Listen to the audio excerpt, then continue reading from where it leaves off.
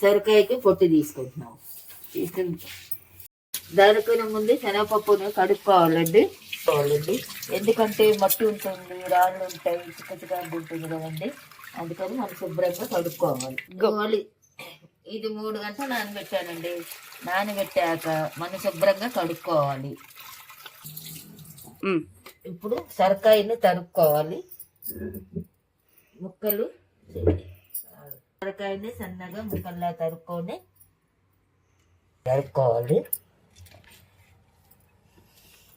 ఇట్లా సన్నగా వచ్చేదాకా ముక్కలు తరుక్కోవాలి. కొబ్బరి తురుముకోవాలండి. సొరకాయ ముక్కలు తర్వాత వెళ్ళి ఇట్లా కొబ్బరి తురుముకోవాలి. 2 చుక్కలు పడతాయండి. సొరకాయ ముక్కలకి 2 చుక్కలు పడతాయి. ఇంట్లో కరివేపాకు చెట్టు ఉంది, కోసుకొద్దండి.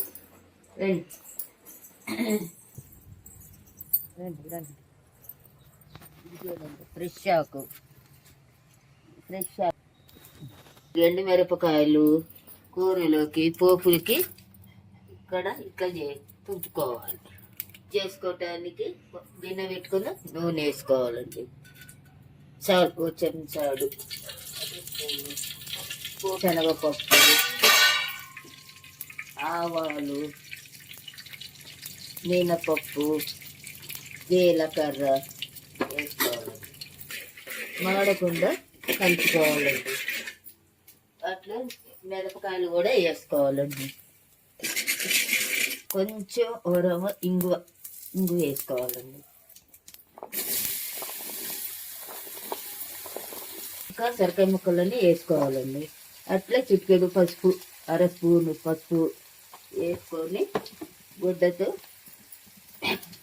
అంటే కిందికి పైది కావాలండి. పచ్చి శనగపప్పు కూడా దీంట్లో వేసుకోవాలండి. ఈ రెండుతో పాటు కొంచెం తగినంత ఉప్పు, రుచికి సరిపడా ఉప్పు వేసుకోవాలండి. మీరు ఎక్కువ తినేవాళ్ళంటే ఎక్కువ వేసుకోవచ్చు, తక్కువ తినేవాళ్ళంటే తక్కువ వేసుకోవచ్చు. ఇట్లా కుదించుకోవాలండి. 2 రెమ్మలు కరివేపాకు వేసుకోవాలండి. టేస్ట్కి తగ్గట్టే వేసుకోవాలి. ఎక్కువ కూడా వేసుకుంటే దాంతోపాటు ఉడితో అనుకోవాలి. ఇట్లా మూత పెట్టుకుంటే నీళ్ళని ఊరుతాయండి.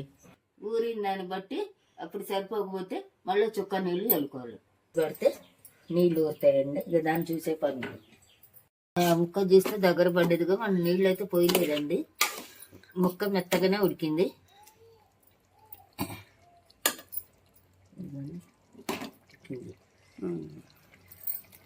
ఈ సొరకాయ శనగపప్పు కూర ఇదేనండి. కొబ్బరి వేసుకున్నానండి.